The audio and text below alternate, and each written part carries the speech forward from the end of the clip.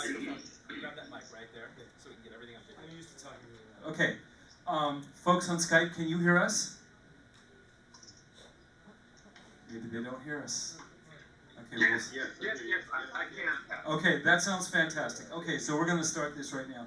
So this is a panel about the future of synthesis, and specifically around a technology called physical modeling synthesis, and also additionally other expressive synthesis technologies. And I'm just going to briefly introduce the panelists, and then each panelist is going to present about 4 minutes of their perspective on this technology, and I'm going to keep mine extremely brief. And then we're going to go into a set of discussion questions. So first off, my name is Pat Scandalis, and I'm the CTO of a company called Moforte, Inc. I've been working in this area of physical modeling for close to 25 years. It's a very interesting area for me. On Skype, we have Dr. Julius Smith, who is really the father of this technology. And he's at Stanford CCRMA right now. He does not see us, I think, so he doesn't know that we're seeing him. And then we also have Roger Linn, one of my heroes, who has been working on interesting multidimensional controllers, which are a really perfect marriage with physical modeling and expressive technologies. And then we have Jordan Rudess, who's been an artist advocate for these technologies for a long time, and who I work with very closely on a product. And then we also have, come back here, we have Stefano Lucato, who is one of the designers of the Swan musical instruments. And assisting Stefano is going to be Lele, who is going to act as his translator. And then finally we have Stephan Schmitt, who has this very interesting synthesizer that mixes FM and physical modeling technologies and makes very interesting sounds. And someone on the Skype side is tapping something. I'll just let you know that. So, okay, so I'm going to start it out here with my very brief couple minutes, and then I'll hand it over to Julius. I'll just go through the panelists in the order that we have here. My company makes a product called GeoShred, and I really won't spend much time on it, but it's based on physical modeling.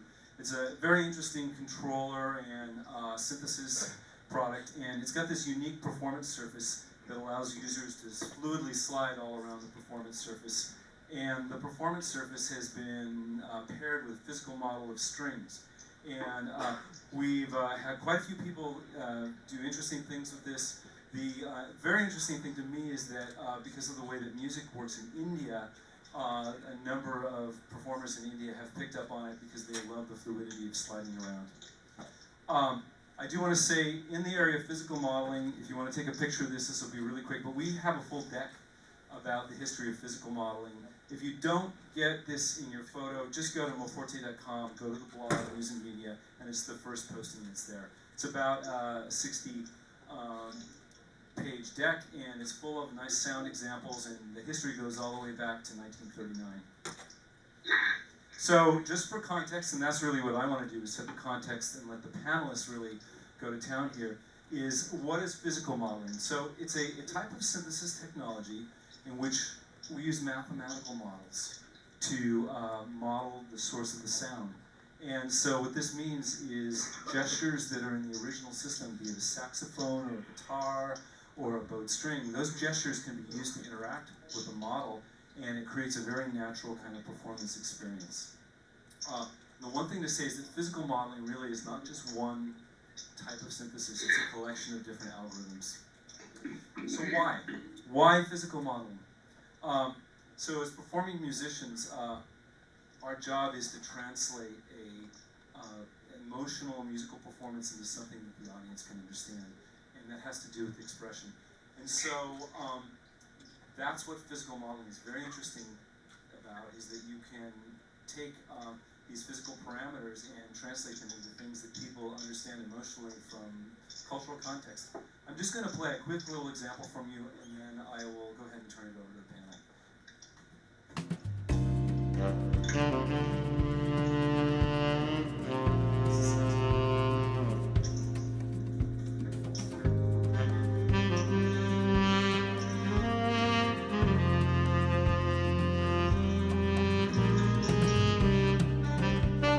Presses into the screen.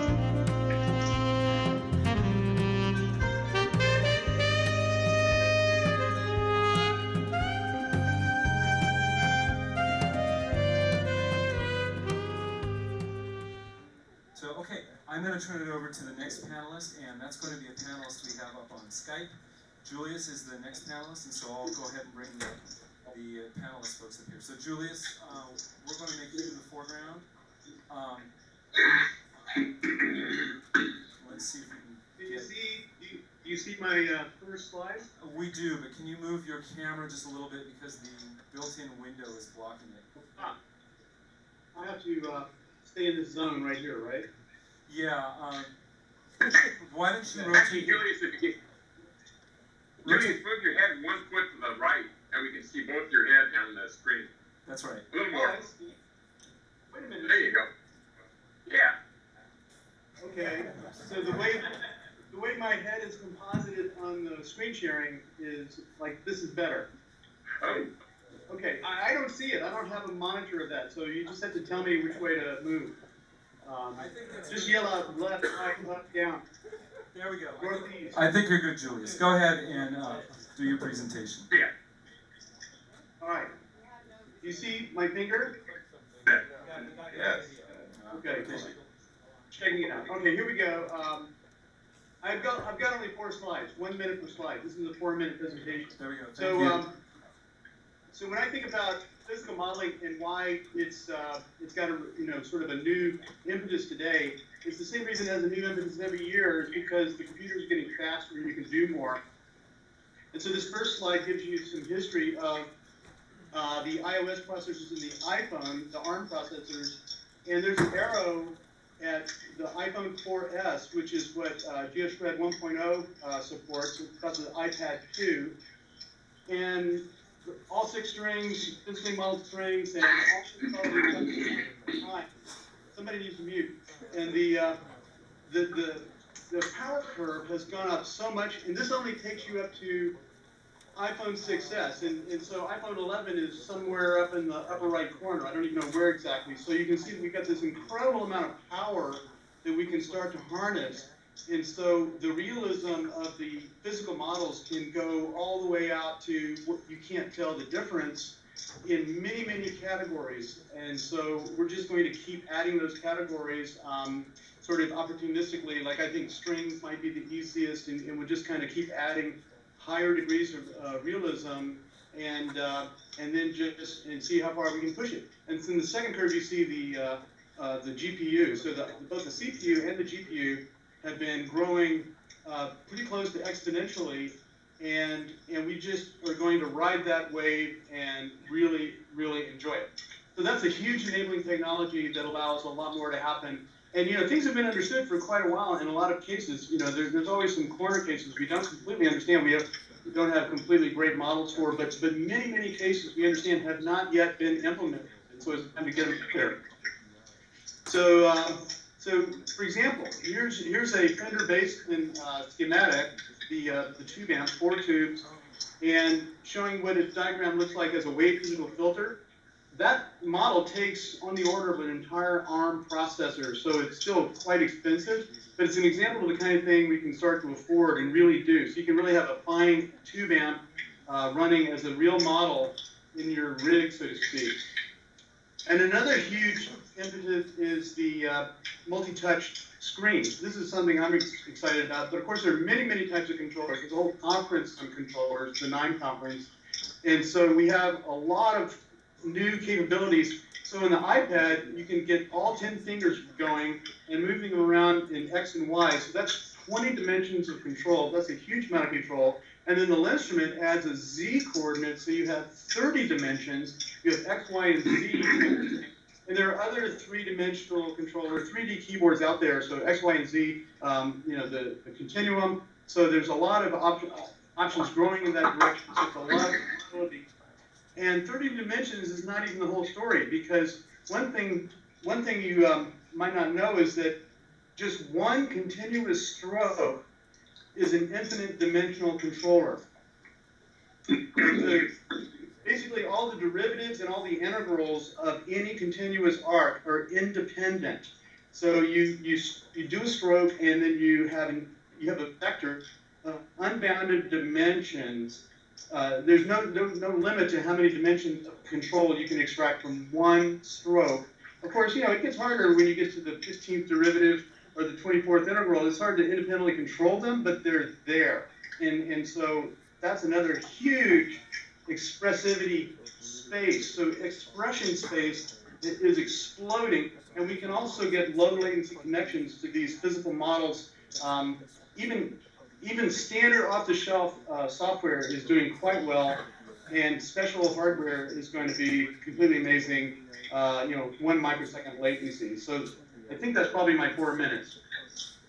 Okay, thank you, Julius, very much. So you're painting a bright future for this technology. Next, we're going to go to, let's see, who's next on the list? Next, we're going to go to you, Stefano. And do you want to plug in here, or?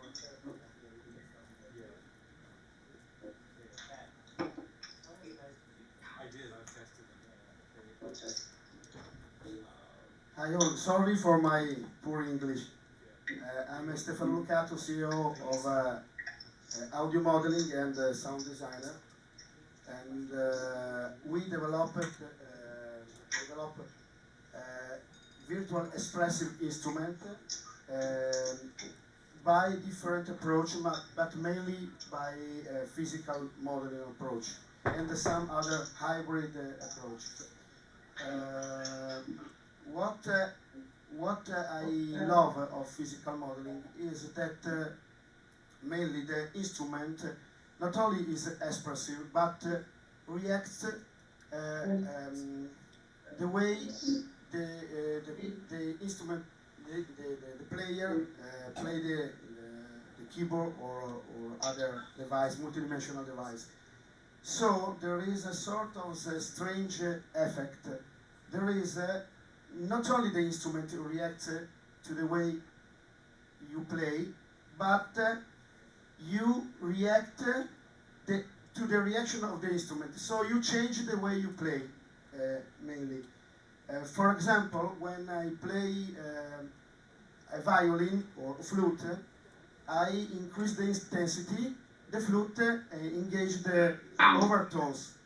But when these overtones are engaged, I change the way I play because I reduce the intensity of the blow. So these instruments are also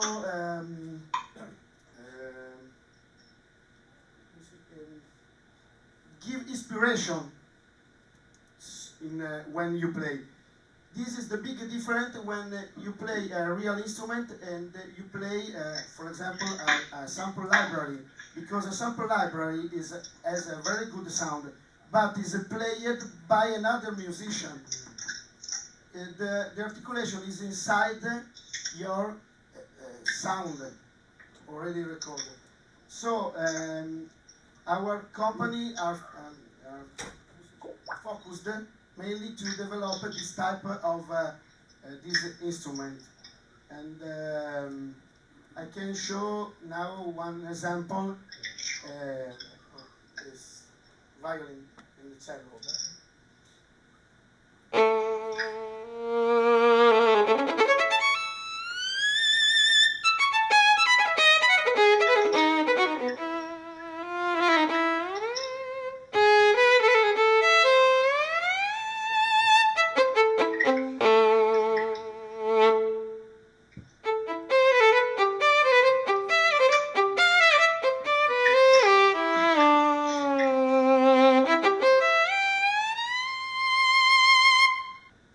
Swan solo strings are instruments based on physical modeling, so it is possible to control the main mechanical variables in real time: bow position, speed and pressure, position of the finger on the string, even simultaneously. For example, we can combine a more or less rapid portamento during a crescendo or a diminuendo, while we are playing a tremolo. There is indeed no limit to the number of possible combinations.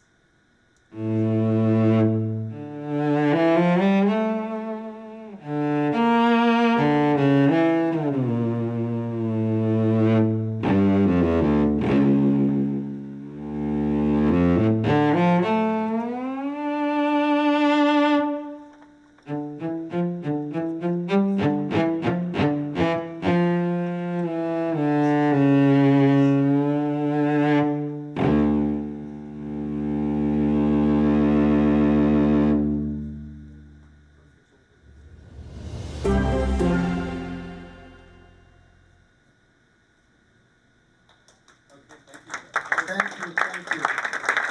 This is a total physical model instrument. For me, I created this instrument, but for me, it's unbelievable to listen the final result. It's always a surprise. So next will be Stephan Schmitt, who's going to be talking about his wonderful technology. Do you need to plug in? AV person, can we switch him to the... Hello, AV person? Can we switch his computer in? Yeah.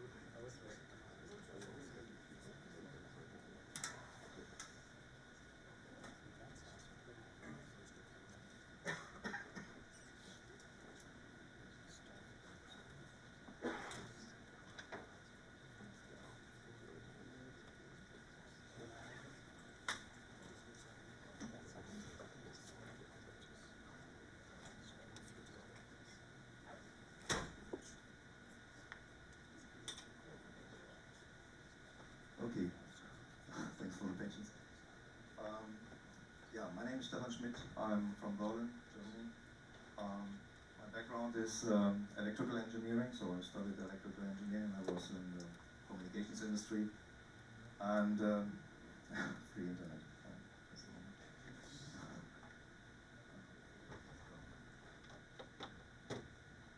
And in the 90s, I founded Native Instruments, and the main product, or the first product, was Reactor. Some of you might know that. And it's a thing that is a very open system to combine kind of modules, radical modularity, down to the very small element. And it has been used for creating instruments, effects, sequencers, lots of stuff. And most of the instruments of Native Instruments also are prototyped in this environment. And there is always, say, the option, say, you can stay with the typical electronic signal sources and say, emulate them in software. Or you can think, okay, what else is possible? Where can we go with this sort of modules, with delays, with filters, and then you come also to the field of physical modeling. Actually, it was funny when we announced that Reactor would also offer the possibility to do physical modeling. We got an email from the CCRMA that we could license something. We never licensed.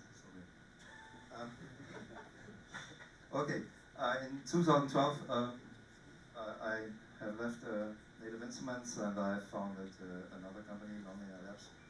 And we have one product out now. It's the C15. It's very much back to hardware. So Native was all preaching software is better than hardware, but I want people to focus on the instrument as a physical thing that is playable, and that's something also sustainable for a long time, and keep the attention. While plugins, you have hundreds of plugins on your computers. Okay, you don't know them very well. It's a polyphonic digital instrument.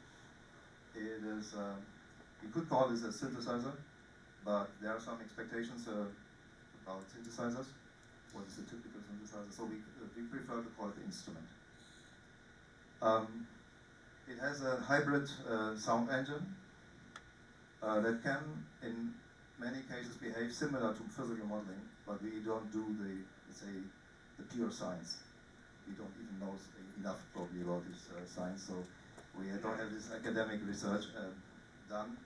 But it's more like an evolution and experience what we can do with certain function blocks, and that's what we also give to our users. So I will show you a lot of these diagrams now, or not a lot, but some stages of this. You see that we have a sound engine that is built from, let's say, two parts. One is two oscillators, mainly two oscillators, just sine wave oscillators, and two filters. The one is the comp filter is delay based, and this is something that's used in waveguide synthesis environments. And the other one is a very flexible multi-mode filter, the state variable filter. Then we have an output mixer, the effects chain here. And what is interesting is the feedback mixer. You can take the signal and put it back into the loop. We try to keep all switches out so you can morph from one setting to the other. It's very, let's say, very flexible and fluid. We don't use any complex data, yeah? So there's not a lot of, let's say, there are not sampled waveforms in there. There are not any, let's say, impulse responses or something like this. It's just simple mathematical functions, very primitive, you can say.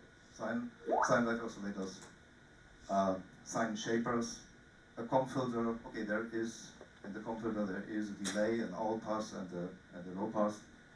The state variable filter is a flexible thing with two pole filters, but the rest is just mixing, crossfading, opening up signal paths.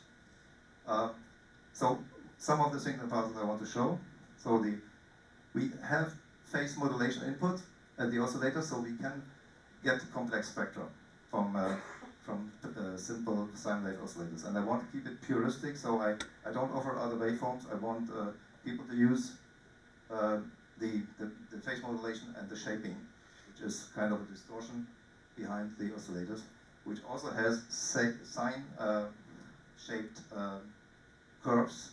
So everything is very much in this sine domain. And this sound can already be quite interesting and quite, say, also natural, as FM has this potential to sound natural, especially with melodies and so. And so just we take the signals and bring them out, and that's it. Next stage, or next approach, subtractive synthesis. So you have complex waveforms, you have spectrum where you can cut away something. So this can be done by running it through the state variable filter. This gets more interesting for this audience here. We call it exciter resonator, and it's so the left side is creating maybe only a short burst or some noisy stuff, and we use the resonator, the comp filter, to classically to create a plugged instrument or something like this. And but of course we could also use this filter and other elements to enrich or to modify the sound. It's very open in that way. And want to show how much feedback we also allow. So you can go back from the comp filter to a feedback mixer. You can get from the state variable filter and from the output. So you can create sounds that sound like a guitar played in a room with an amp, with a loud amp, with feedback. Because this is a what room is that? Excuse me? The cabinet is kind of an amp, of creating some amp style of distortion. we go through reverb, we go back, and we feed back the signal into the converter, and this is like re-exciting the string. Also, quite interesting is to use feedback signals for phase modulation, and then things get really complicated or really complex. As if you combine filters, delays, feedback, and non-linearities. This is always the principle of chaos, or how to create chaos. And so it's a structure that is really open for lots of experimentation. It's quite a challenge for the users, but we want to give the users not a finished model. We want to give them just these components and give them or make them or empower them to do their own experiments. How do we get this expressive? Here we are not at the, let's say, at the forefront of development. We don't have multi-dimensional controls up to now. So just take a very good keyboard and have a very high resolved velocity thing. Velocity. This is the main thing especially for percussive sounds. And I mean the piano, is a percussive instrument in a way. And so that's the first. Then we have aftertouch. We have pedals. We have lots of other possibilities to influence the signal in real time. We have a bender. This is an element because we don't have LFOs. We want everything happen in real time, and that's what you can do there on the magnetic loaded bender. Running off that? Yeah. Okay. So that's actually how can it sound like? It can sound like like a classical synthesizer. It can also sound like a plucked or a mallet instrument or a bowed string, flutes, lot of stuff. But we are not striving for the maximum realism. It's more to give people the chance to get a very playable, inspiring instrument. That's the main goal of the whole thing. Okay, thank you. Okay, next we're going to bring in Jordan and then Roger, and I'm just going to take a moment to get the video back.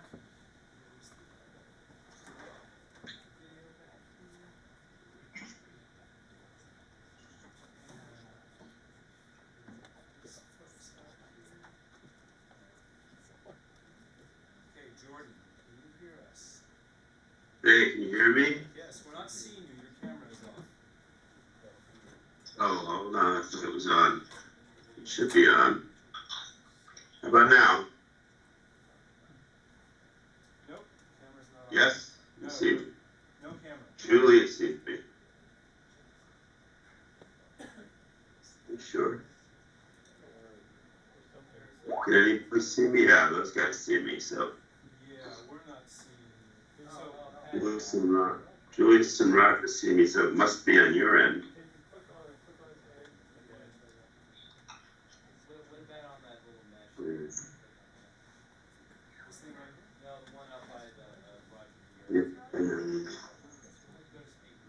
Yeah, I don't see Pat either now. Okay, thank you. All right. Jordan is in Finland. We appreciate that he's doing this. Sure. So, first of all, I appreciate being here with all of you, because I'm a fan of each and every one of you that's here today, and you guys are keeping my mind and my music expressive and exciting and constantly inspiring. So I really, think it's wonderful that we could all gather, and also to just have the opportunity to speak as an artist about where things are and where maybe things are going. First of all, I'm very excited that I'm involved with people that are doing physical modeling and all the other sound technologies. I happen to have one of Stephan's synthesizers, and I think it's really, really amazing. So all the different technologies that are out there that are kind of pushing the boundaries and taking advantage of the latest processors, like Julius was saying, with physical modeling is just getting better because the machines keep on getting better. I just think it's an amazing time to be around and working with sound. But I really think that we've reached such a high level of producing sound, and there's so many great, amazing, fun ways to make sound, that a big part of what I'm looking for as an artist is putting it all together in a way that makes sense to take the human expressive experience and bring it up to another level. And that's why I've, for many years, been involved with instruments like Roger's Linn instrument and Continuum and my own GeoShred. And recently I tried a wonderful new keyboard called Osmos by Expressive E. And of course I should say the Seaboard as well. And these kind of technologies combined with a technology like physical modeling start bringing out the real magic and the beauty of the whole experience. Because with a technology like physical modeling, it's extremely organic. It's not like a sample player where you're just playing little snapshots, even if you have a lot of them. With physical modeling, everything is kind of seamless as the tone changes. Like I play every night with Dream Theater, I have my GeoShred app, and I'm playing the string model, and I play kind of one of the sounds I play is a really rockin' lead sound. I wonder if I could even do it for a second. Let's see, guys, Pat, come and see my screen here. You can sort of see, yeah. Can you see it a little bit? Yeah. Maybe Oh, this would all right, well, I'll play for a second. Let's get it like that. So, and what I mean is, like with the model, you can play a note and you can really express it, and you can do things like getting feedback. So I can do, and it's so organic.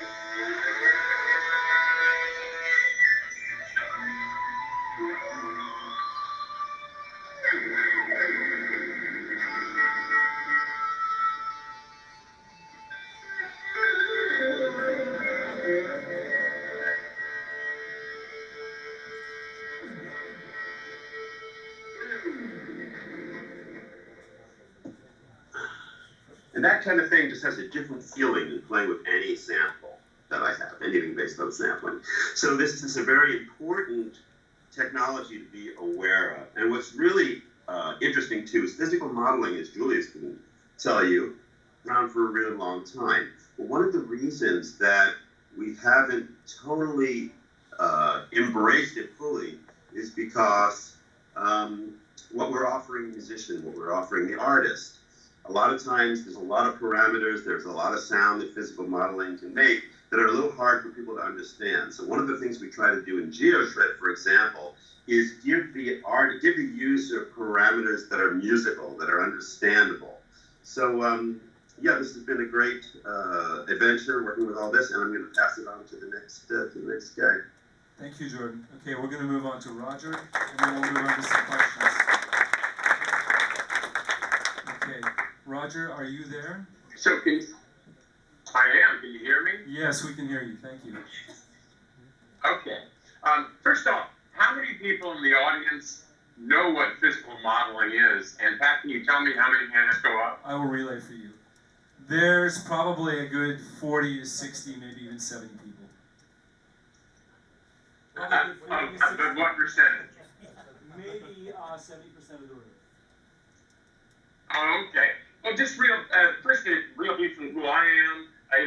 In the past, I've made drum machines, and I've ruined music by taking away all the expressivity by people making my drum machines. And so right now, I'm making an expressive keyboard that I call Instrument, and it's kind of like the continuum from Whipple Hawken or the Rolly Seaboard that responds to 3 dimensions of the control, or in Rolly speak, 5 dimensions. Although my physicist friends won't let me say 5D because they know it's not correct, actually. But anyway, you get velocity, release velocity, left, right, forward, backward, and pressure.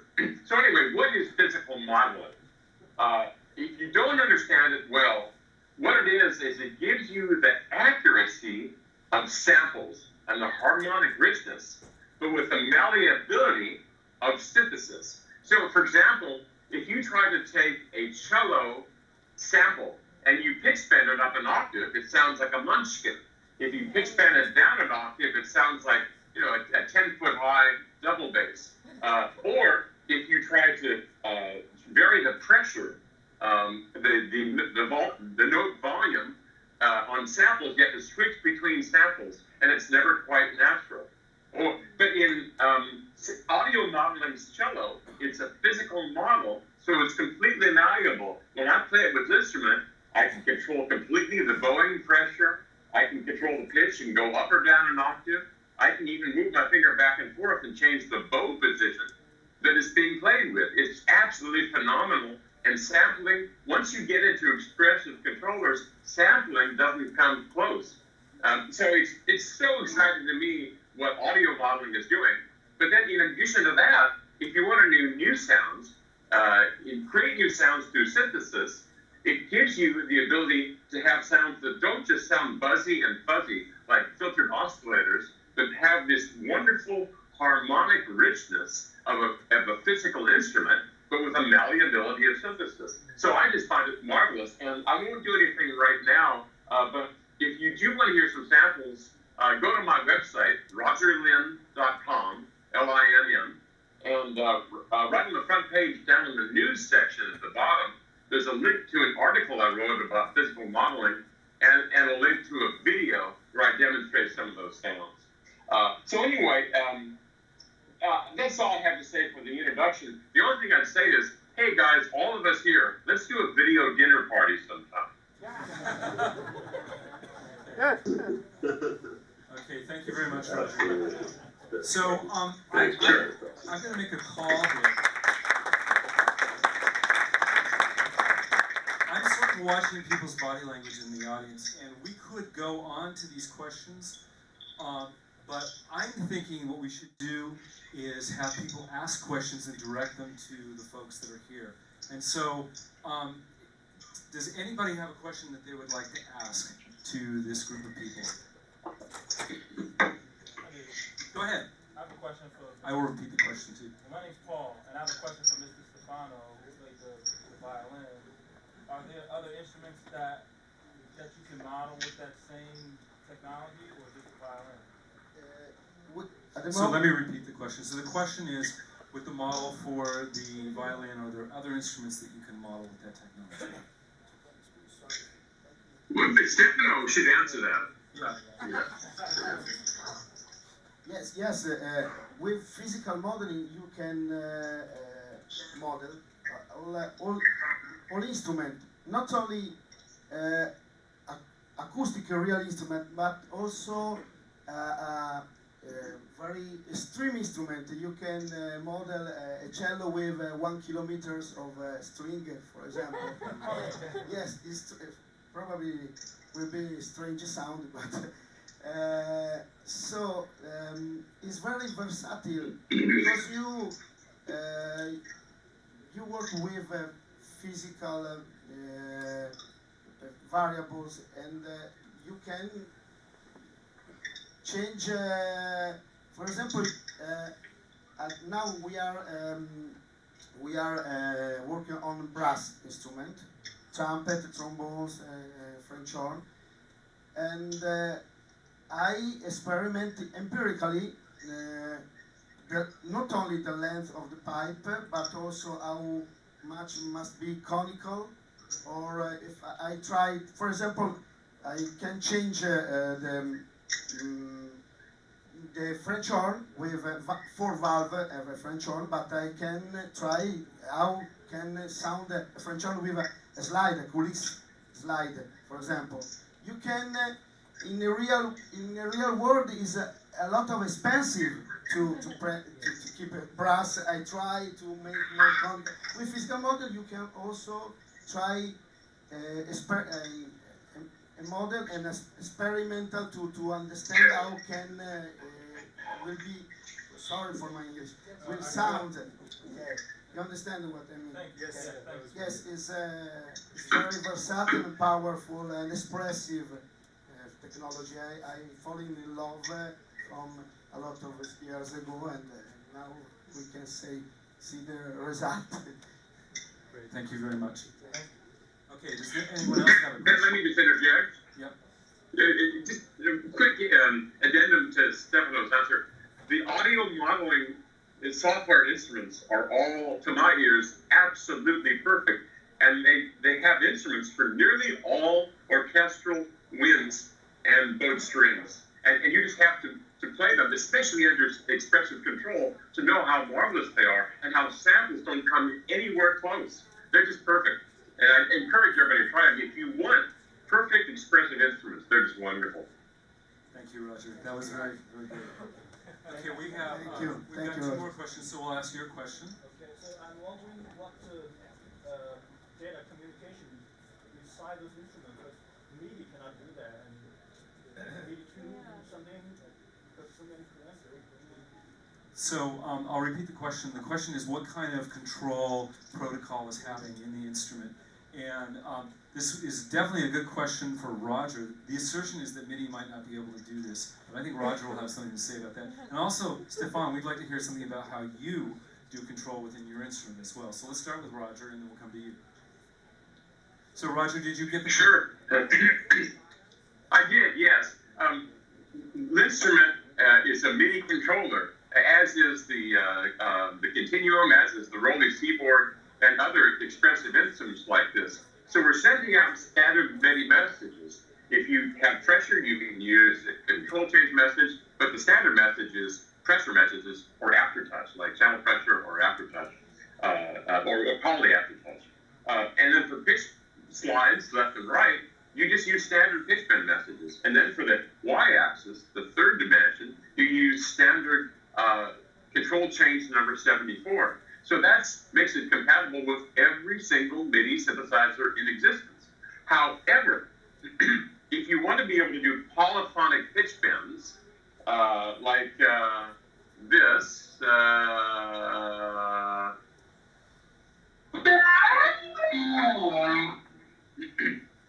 then you have to be able to, you have to use a new system called MPE for MIDI Polyphonic Expression. And all that does is a very simple trick that has actually existed since MIDI 1.0 in 1984. It sends each note over its own MIDI channel, rotating through the channels. And there's about 130 or more synthesizers now that are compatible with this MPE edition. And so it's very easy to find synths now these days that have MPE compatible. But if you don't need polyphonic pitch bends, you can still get polyphonic pressure over a single channel, and you can still get pitch bends for solo play, and as far as pressures, and y-axis as well. And Stefan? So, Roger, thank you for that answer. I'm glad that you highlighted MPE, because most people may not know this, but Roger originated the idea of MPE, and there, as you pointed out, there are many, many synthesizers that are using this technology now. So, Stefan, last month you and I talked on the phone, and you told me a little bit about how you do control internally. I think it'd be very interesting to hear. Yeah, so our instrument is not connectable, so we were kind of lazy. I have a big respect for people who develop protocols and try to be connectable or make things connectable. But in our case, I wanted it to be really a standalone thing, without any distraction. The way you can, the way you have to think about how to control something or so. So our internal protocol is highly resolved and has a high. But it's actually we are because of the internal structure we are still using kind of MIDI, but we were using 14-bit or 28-bit as we needed, and we just abuse the MIDI messages for our very private. You improved it. Yeah, it's a thing that we said, okay, we need, I don't know, kind of velocity messages or pressure messages also, and we define it for ourselves. So it's a lazy way to do it, and it's a self-contained or isolated system. Therefore, we don't need to care about anybody else. And I'm just going to speak briefly for GeoShred. We internally for our own model, we actually use floating point numbers, but we can take MIDI and it works just fine. It's pretty much the same thing. So, okay, you had a question back there? Yeah, for a synthesis engine with many feedback paths like you showed for the C15, especially if you can go through effects like distortion, as you said, you can essentially generate chaos that can go out of control. And that can be really confusing for a novice user. Do you do anything to protect users from essentially creating patches that go wild and like never stop? So I'll repeat the question. So basically, due to the feedback pass in C15, it's possible to create a chaotic patch. Do you do anything to protect users? Yeah, one of the things, of course, that you can end up is with very high levels if you don't saturate enough. So we use, in the signal path, we use lots of saturation and things by this stay under control, I think. You know, you never get something killing your ears or the speakers. Actually, it's I was surprised by myself that when we, because it's a long evolution, so I was modifying reactor structures more and more until we got this sound engine, and I always took care that things they behaved well for me, and I think they behave well for the users. Great, thank you. Okay, do we have a question from somebody else? Okay, Don. Okay, have you guys thought about physical modeling the human voice? I want to give that one to Julius. Julius, are you there? You should be the one to talk. Okay, Julius is not there anymore. That would be. I'm here. I was muting. It took me a while to find my mute button. Okay, So Julius, the the question is about physical modeling of the human voice. Have people thought about doing that? And I think you might have a really good answer for that. Yeah, this has been around since I would say the early 20th century at Bell Labs. So Bell Labs got on the problem of modeling speech in as early as 1920 something. Homer Dudley was developing the vocoder, and that was kind of a source filter model where you had bandpass filters for the vocal tract, but there were also terminal analog models. And at Bell Labs, in the latter part of the 20th century, they worked on what are called articulatory speech synthesis models, where you model the entire anatomy of the vocal tract and the vocal production process.